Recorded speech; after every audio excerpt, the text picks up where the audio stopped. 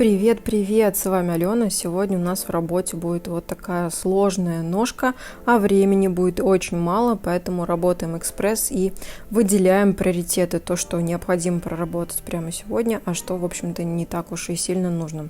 В общем, что мы имеем? У нас пяточка очень грустная, много всего на ней уже накопилось, и нужно, конечно же, ее спасать.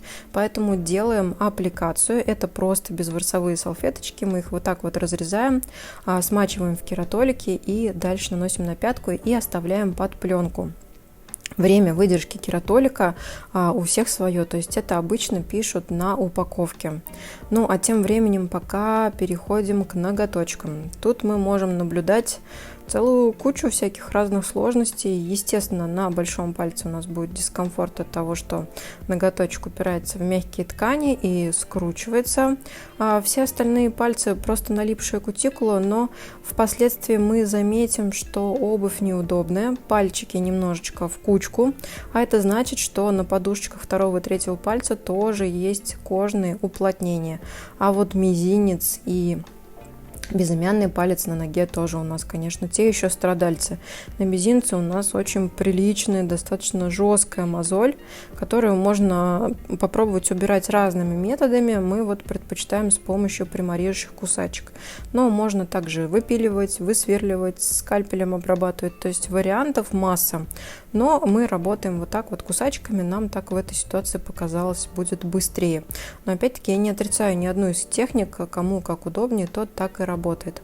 А наша задача убрать основную часть сухой кожи, потому что она давит на мягкие ткани и вызывает как раз-таки вот эти болевые ощущения. Ну а дальше просто обработать колпачком или под диском. Как видите, с первого раза прям вот все не уходит. Лучше по чуть-чуть, понемножку, дабы не травмировать кожу. Работать нужно осторожно. И, конечно, для подобной обработки все-таки нужен, так скажем, пристрелявшийся глаз, проще говоря, опыт и, конечно же, обучение. То есть у меня убедительная просьба не повторять, если не знаете, что нужно делать. То есть на все нужно в нашей жизни учиться. Но мы тем временем немножко подстригли свободный край и вот обнаружили то, о чем я говорила. Когда пальчики в обуви трутся, естественно, образуются мозоли. И вот это место расположения мозоли нам может говорить о том, что в обуви ножки неудобны. И также деформация самих пальчиков вот такая вот немножко скрученная тоже нам говорит о том, что в обуви тесно, либо наоборот стопа вперед в обуви съезжает и там, попросту говоря, сминается. А с большим пальцем нам предстоит достаточно большая работа. Сначала мы наносим специальные средства, которые размягчают кожу. Это в нашем случае либо Пронтоман спрей, либо мицеллярные специальные спреи от Atis Professional. У нас их два в работе на данный момент находятся. Оба они действуют примерно одинаково. Они вызывают размягчение кожи, то есть оказывают эффект мацерации. Это нужно для того, чтобы осторожно, беспрепятственно и мягко зайти и прочистить пазухи и понять, насколько глубока наша проблема. Также в работе мы используем кюретку, это специальный инструмент, и используем фрезы разные. В данный момент у нас твердосплавная фреза елочка для проработки ногтевой пластины и сухой кожи. У нас тут работа не направлена на эстетику, нам главное решить проблемы. Вы уже видите, что у нас появилась титановая нить. Если кому интересно видео по установке с титановой нитью, у меня есть на канале, ссылочку оставлю. Такого контента достаточно много. Ну а здесь начинается ваша, пожалуй, любимая часть, потому что это раскопки, это ковыряшки и все, что там можно достать с этих мест. Казалось бы, вроде ничего такого и особо там не видно, но сейчас будет извлечен тот самый чужой, который и портил нам, собственно говоря, всю жизнь. Конечно, с первого раза это может не получиться, и это абсолютно нормально.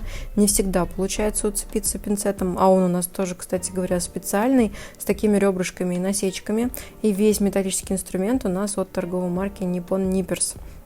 Мы ее выбираем уже больше года, и нас эта продукция совершенно не подводит. Мы прям не нарадуемся тому, насколько правильно они изготавливают инструменты. Вот сейчас мы можем наблюдать, какой кусь был оттуда изгнан, просто извергнут. В общем, теперь теперь там свободно, хорошо, просторненько, можно достать уже просто остатки кожи, и мы теперь наблюдаем там небольшое отверстие, такое углубление. Это как раз-таки то место, где все копилось, и, конечно, в коже сейчас осталась такая небольшая полость, но она со временем затянется, а титановая нить поможет ноготочку встать на место. Ну, а тем временем у нас уже сработал кератолик, и нужно снимать нашу аппликацию. В данном случае кератолик подлежит нейтрализации, то есть есть кератолики, которые не нужно нейтрализовать, а есть, которые нужно, то есть они такие пожестче, но их нельзя на диабетическую стопу. Ну, а мы теперь снимаем большую часть кожи, очень легко, как видите, она отходит вот такой крупной стружкой, засасывается в пылесос. У нас стоит пылесос, он называется Фобланк, он с лампочкой вместе засасывает это дело наверх. Работаем сейчас очень грубым колпачком, 100 грит, он достаточно большой и прорабатывает большую часть поверхности. А закрывать процедуру уже будем под дисками на 180 или 150 грит, по-моему, здесь был 180, если я не ошибаюсь. То есть он уже дорабатывает какую-то мелочевку, делает такую небольшую шлифовку. Ну и дальше, конечно, рекомендованные уходовые средства на домашний уход, потому что здесь работать и работать. На мизинчик разгрузка, консультация по подбору обуви. И, конечно, ждем на повторные визиты.